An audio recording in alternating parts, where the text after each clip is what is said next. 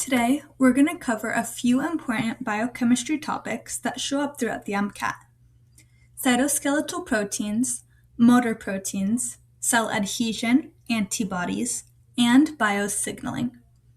At first, they might seem completely separate topics, but they all come down back to one major idea. Proteins are responsible for carrying out many of the cell's most important functions. Let's start off with cytoskeleton. The cytoskeleton provides the cell with structure, helps it resist mechanical forces, and plays important roles in the movement, intracellular transport, and cell division. There are three major components you need to know: microfilaments, intermediate filaments, and microtubules. Microfilaments are primarily made of actin. Actin is involved in cell movement, cleavage during division, endocytosis, exocytosis, and muscle contraction. So whenever you see actin on the MCAT, think movement and contraction. Next are intermediate filaments. They're larger than microfilaments but smaller than microtubules, and their major role is providing structural support. The classic example you should know is keratin. Keratin is an intermediate filament protein that helps give strength to structures like the skin, hair, and nails. Finally, we have microtubules. Microtubules are hollow cylinders made from repeating tubulin dimers. They're important for intracellular transport and for chromosome movement during cell division. So keep the three straight. Actin forms microfilaments, keratin is an example of intermediate filament, and tubulin forms microtubules. Now let's connect microtubules to motor proteins. Motor proteins generate mechanical forces by undergoing conformational changes using ATP as an energy resource. They essentially act like tiny molecular machines that move cargo around the cell. The two important motor proteins that move along microtubules are kinesins and dyneins. Kinesins generally move towards the plus end of the microtubule, which is oriented through the periphery of the cell. Dynein moves towards the minus end, which is generally oriented toward the center of the cell. A simple way to remember this is kinesin goes out while dynein goes in. Myosin is also another motor protein, but instead of moving along microtubules, it interacts with actin. Myosin is generally important for muscle contraction, where it uses ATP to generate a power stroke that produces movement along actin filaments.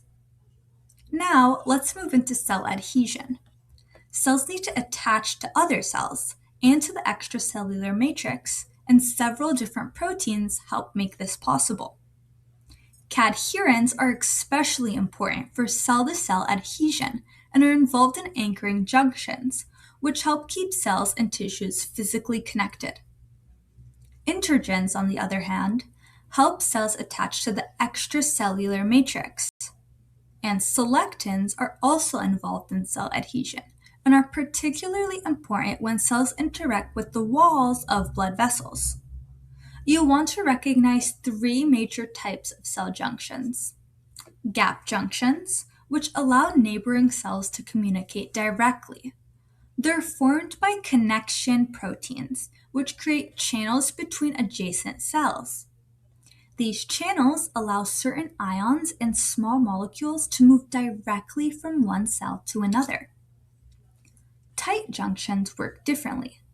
Instead of creating a communication channel, they create a seal between neighboring cells.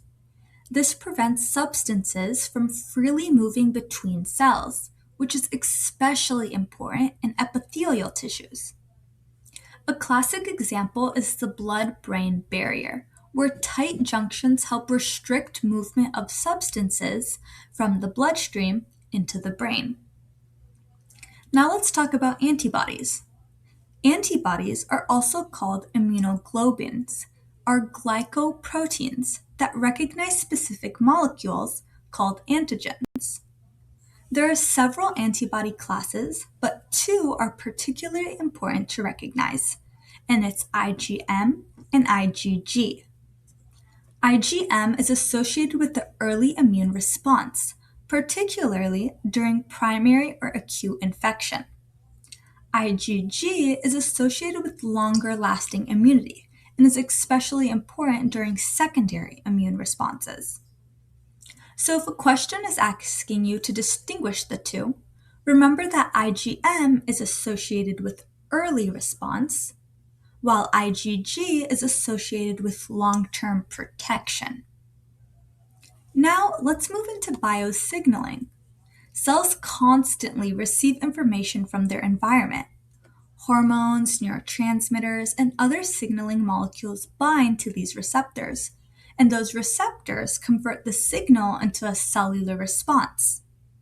For the MCAT, you should be comfortable with four major receptor types: ion channel linked receptors, enzyme-linked receptors, G-protein coupled receptors, and nuclear receptors. Let's start with the ion channel linked receptor, also called the ligand-gated ion channels. When a ligand binds to the receptor changes shape and opens the ion channel. Ions then can move across the membrane, producing a cellular response. So the basic idea is simple. Ligand binds, the channel opens, ions move, and the cell responds. These receptors are especially important when a cell needs to respond rapidly, such as neurons and muscle cells. Next are enzyme-linked receptors. These receptors are either enzymes themselves or are directly associated with enzymes that they activate. A major example is the receptor tyrosine kinase, or RTK. When these receptors are activated, they can trigger phosphorylation cascades that regulate processes such as cell growth, division, and differentiation. So when you see an enzyme-linked receptor, think kinase activity, phosphorylation, and downstream signaling. Now, let's talk about G-protein coupled receptors, or GPCRs. These are extremely high yield for the MCAT. GPCRs are transmembrane receptors associated with the G protein containing three subunits: alpha, beta, and gamma. When a signaling protein binds to the GPCR, the receptor causes GDP on the alpha subunit to exchange for GTP. The alpha subunit is then activated and separates from the beta and gamma. It can interact with downstream signaling proteins, producing a secondary signaling response inside the cell. Eventually, the GTP is hydrolyzed back to GDP, which helps turn the signal off. Finally, we have nuclear receptors. These are different because they're located inside the cell rather than embedded on the plasma membrane. They're commonly activated by lipid-soluble signaling molecules such as steroid hormones, which can cross the cell membrane. Once the hormone enters the cell and binds to the receptor, the hormone-receptor complex can interact with DNA and regulate gene transcription. Many nuclear receptors contain zinc finger motifs within their DNA binding domains. So, let's bring everything together. When you see actin, think microfilaments, movement, and muscle contraction. When you see keratin, think intermediate filaments and structural support. When you see tubulin, think microtubules, intercellular transport, and chromosome movement. For motor proteins, kinase generally moves towards the plus end of the microtubule, while dynein moves toward the negative end. Myosin works with actin during muscle contraction.